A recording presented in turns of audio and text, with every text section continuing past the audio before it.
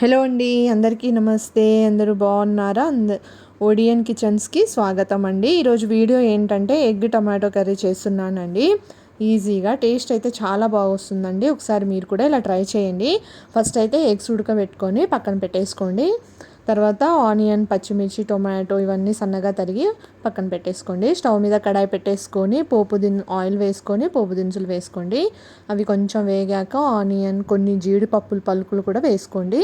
పచ్చిమిర్చి వేసి ఒక్క నిమిషం అట్లా ఫ్రై చేసి కొంచెం ఉప్పు వేసుకోండి. తర్వాత పసుపు కూడా వేసుకొని కొంచెం అల్లం వెల్లుల్లి పేస్ట్ కూడా వేసుకోండి. అవన్నీ వేసుకున్న తర్వాత ఒకసారి కలిపేయండి.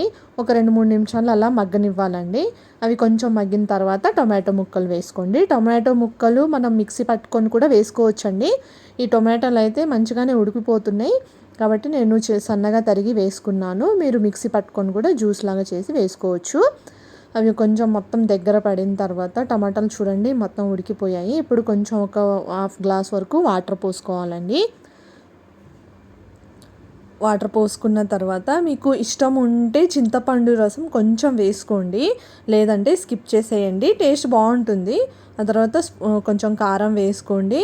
వేసుకున్న తర్వాత 2-3 నిమిషాలు మగ్గనివ్వండి. ఇలా బుడగలుగా వచ్చినప్పుడు కొంచెం ధనియాల పొడి వేసుకొని ఎగ్ని కొంచెం ఘాట్లు లాగా పెట్టేసుకొని ఎగ్స్ వేసుకోండి.